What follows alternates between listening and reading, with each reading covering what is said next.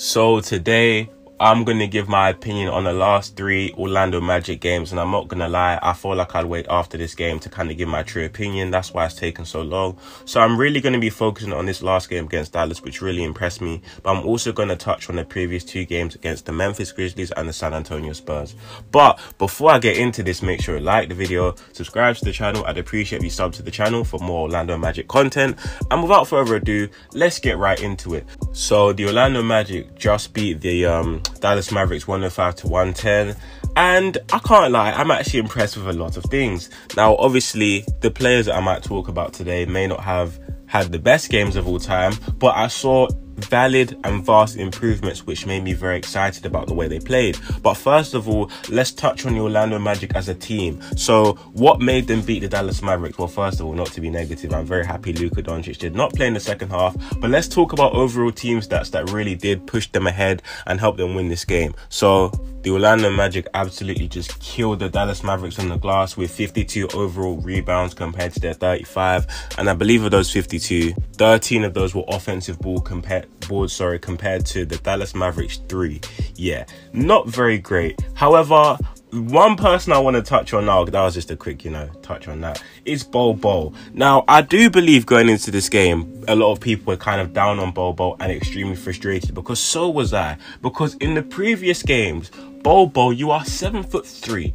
Get your tall self into the paint, and guess what he did today? He was in the paint a bit more, which just led him to get easier buckets. It's as simple as that. However, I do understand that Bol Bol technically hasn't played that much in the past few years, so he's still going to be learning, and I actually see this year as Bol's kind of real rookie season. Like, you're going to see growing pains, you're going to see some nice moments, and I genuinely expect him to grow and improve the more we see him on the floor. So overall, Bol did have 7 points, 7 rebounds and 2 blocks, which was just a solid can I speak English properly? Which was just a solid stat line. And like I said, Bol is just, in my opinion, getting a bit more comfortable with each game he plays. So should I touch on Paolo Banchero, or should I save that till later? I think I'm going to save that. So the next person I really want to touch on is Wendell Carter Jr., who had, I believe, 5 points, 8 rebounds and 5 assists. And it's actually a very good overall stat line, and Wendell's someone who really impressed me against the Spurs, because I just saw a bag which I hadn't seen from him before. Hitting outside shots, hitting shots from the mid-range area, doing damage inside, a little poster in there. I just feel like Wendell was just showing me different elements of his game, and I feel like last game was the scoring side of Wendell Carter and the rebounding side, and this game was more of the passing ability of Wendell Carter. So in my opinion, I'm really happy with what I've seen, because he's just showing growth in every single aspect. And as an offensive player as well, he's looking at a guy who can genuinely get a bucket inside the arc, and he's definitely trying to expand his range, which he started to do last year, but the shot's looking a bit more consistent now, and I'm really happy with the way Wendell Carter's been growing. So yeah, nothing really much to say. Now, Paolo. Okay, now this is really what I wanted to talk about. Paolo Banchero today looked amazing. Like, he was a lot more comfortable with, I believe, 19 points, 6 of 13 from the field and 2 of 4 from 3.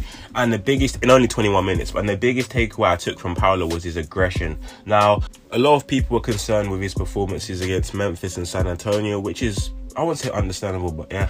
But people seem to forget that Markelle Fultz wasn't playing, and Markelle's ability to dish the rock and get guys involved and make everyone look better is just something that you're going to miss. And although Cole Anthony and Jalen Suggs, when he was playing, hopefully Jalen Suggs' knee gets better, by the way. But although when Cole Anthony's been playing, he's putting a good shift, I genuinely feel like he works better as an off-the-ball scorer with not the primary point guard responsibilities. That was the word I was looking for. And I just don't think Jalen Suggs is there yet with his handle where I can really rely on him to run an offense. That's where Markelle Fultz has been truly missed, and I really hope that his health can be sorted out so he can be a key factor of this team, because if I'm being honest, the floor spacing has been dreadful. Overall, it's been dreadful. I don't care if they shot 34% from 3 in this game. The floor spacing looks slightly off, and that's not because you don't have guys that can't shoot. It's because the guy that's going to get you open looks, that's going to make reads and make finds, isn't really playing, alongside Franz not even playing in this one, which is understandable because he still needs some rest from Eurobasket. But it's just hard to give my true and honest opinion when there's such a pivotal part of your team is missing in Markelle Fultz.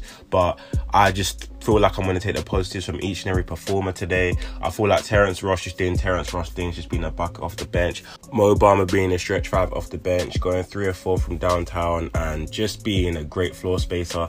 And it's kind of hard for me to give my opinions. That's why I've not done a post game every single Magic game, because it's hard for me to fully analyze when you kind of got Jamal Mosley giving out different looks, barely giving guys minutes, because it's preseason. You're not going to play Paolo 38 minutes, are you? You're going to play in the 20 minutes you played him today. And with players like Markel not playing, Franz being in and out of the lineup for Eurobasket, so you don't want to overwork him, it's kind of hard to give my true opinion. But one thing that's really stood out to me is their ability to grind out wins when it's not been looking great. And I take it with a grain of salt because, for example, Dallas pulled out Luka Doncic in the entire second half. Then against the Spurs just straight up suck. But it's just a thing where, and obviously teams aren't playing their real rotation, they're giving guys opportunities, but I just like the way that you're still being able to grind out wins. And overall the Magic just look decent. I'll be real, they don't look amazing, but they definitely look decent. And they don't look amazing for the reasons which I've stated above. You've got players not playing, and yeah, I'll be really intrigued to see what this team can do next season and in their next game, which I believe is against the Memphis Grizzlies on Wednesday morning for me, because it's midnight Wednesday, which I'm going to be watching it because I live in the UK at the Amway Centre. So I'm really intrigued to see what kind of performance the Magic come out with on their home soil. But, you know, overall, it's hard for me. I've said this a billion times. It's just hard for me to give a true opinion. But I really do like, from what I've seen, I'm not going to overreact from certain people not being as aggressive with Paolo, because he's a rookie. His point guard isn't with him. Same with Wendell Carter. He's been amazing. So I'm really going to give him praise. Someone like Chuma Okeke, who's struggling. I'm not going to put too much stock into too many things because it's preseason at the end of the day.